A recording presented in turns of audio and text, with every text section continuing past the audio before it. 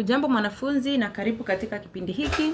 Tunaenda kuangalia sajili ya kiutawala na tunaambiwa kwamba matumizi ya lugha katika ofisi ya mtawala kama vile gavana wa kaunti, watawala wa kaunti ndogo na chifu huwa na sifa za sajili ya kiutawala. Natumai tunaelewa utawala ni nini, na kuna zile ofisi za watawala, wale ambao wanaongoza watu, sana sana ni viongozi. Kwa hivyo katika ofisi zao wanapokuja wananchi, kuna lugha ambayo wanatumia pale, na ile lugha nataka tuangalie sifa ambazo zinatawala sajili hii. Sifa ya kwanza tunaambiwa kuna matumizi ya lugha ya heshima. Kwa nini? Kwanza, hii ni ofisi ya kiongozi. Kwa hivyo iwapo ni mwananchi amefika pale kupata huduma fulani, atatumia lugha ya heshima. Tunaambiwa katika mfano kama vile mheshimiwa. Kwa hivyo unapofika katika ofisi ya gavana kwa mfano, utasema mheshimiwa naomba. Lile neno mheshimiwa linaashiria kwamba hiyo ni lugha ya heshima, kwamba unamheshimu mwenye cheo katika yale mazingira. Na sifa ya pili tunaambiwa kwamba kuna matumizi ya lugha ya unyenyekevu. Katika mandhari haya, anayenyenyekea ni raia. Pengine raia amefika kupata huduma fulani, kwa hivyo atatumia lugha ya unyenyekevu. Pia atatumia lugha ya unyenyekevu kwa sababu pengine anazungumza na mwenye mamlaka, kiongozi aliye mamlakani.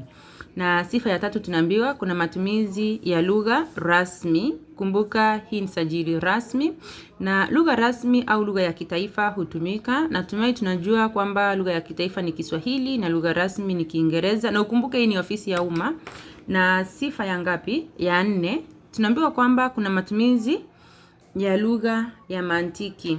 Tunaposema lugha ya mantiki, tuna maana kwamba kile ambacho kinazungumziwa lazima kiwe na mantiki. Lazima kiwe ni kitu ambacho kinaeleweka. Lazima liwe ni swala ambalo lina maana na linaeleweka.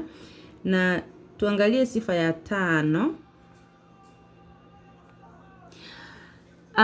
Sifa ya 5 tunaambiwa kwamba kuna matumizi ya msamiati maalum. Msamiati ambao hutumika hutegemea mada ambayo inazungumziwa. Kwa mfano, iwapo ni swala la usalama linazungumziwa, msamiati unaohusiana na usalama utatumika, kama vile uhalifu, wahalifu, mambo kama hayo. Iwapo raia wamefika katika ofisi ya kiongozi kwenda kuzungumzia mada ya maendeleo, basi watatumia msamiati unaohusiana na maendeleo. Na sifa ya 6 pale tunaambiwa kwamba kuna matumizi ya sentensi fupi au sentensi ndefu. Kwa hivyo itategemea. Kwa mfano, kutegemea mkondo wa mazungumzo. Iwapo ni jambo ambalo linahitaji maelezo ya kina, basi utapata kwamba sentensi zinazotumika pale huwa ni sentensi ndefu. Kwa hivyo itategemea ni nini ambacho kinazungumziwa. Huenda sentensi zikawa fupi au ndefu. Na sifa ya 7 tunaambiwa kwamba hakuna matumizi ya misimu. Kumbuka misimu ni yale maneno ambayo hutumika katika kipindi fulani miongoni mwa kundi la watu na utaweka ili hali kuna msamiati mingine ambayo hudumu. Mazingira ya sajili ya kiutawala ni rasmi, basi hakuna matumizi ya misimu. Na sifa ya 8 tunaambiwa kwamba kuna kuzingatia kanuni za sarufi. Kuna kuzingatia kanuni za sarufi kwa sababu watawala wanatakiwa kuzingatia ufasaha na usanifu wa lugha ili kudumisha mawasiliano. Kumbuka, unapozungumza kuhusu jambo fulani, iwapo hautatumia sarufi ama hautazingatia sarufi, huenda ukapotosha maana ya kile ambacho unakizungumzia. Kwa hivyo watawala watatakiwa kuzingatia ufasaha na usanifu ili waweze kudumisha mawasiliano.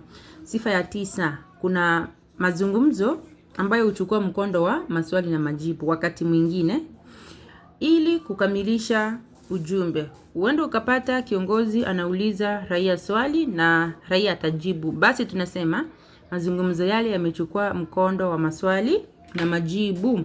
Na sifa ya 10 tunaambiwa kwamba kuna matumizi ya msamiati maalum. Nafikiri yote inajirudia tu. Msamiati maalum ina maana kwamba msamiati unaotumika hutegemea mada husika. Ili tayari tushaeleza. Kama wanazungumzia mada ya uhalifu, kama wanazungumzia mada ya maendeleo, kama wanazungumzia mada ya umoja, basi watatumia msamiati ambao unahusiana na kile ambacho kinazungumziwa. Na hiyo ilikuwa ni sajili ya kiutawala, na natumai kwa sasa tutakomea hapo. Katika kipindi kingine tutaangalia sajili ya matumizi ya lugha katika hotuba ama sajili ya hotuba. Nitasema kwaheri kwa sasa. Endelea kusubscribe na kushare. Iwapo uko na swali, uliza katika comment section, utapata mtu atakujibu. Kwaheri kwa sasa.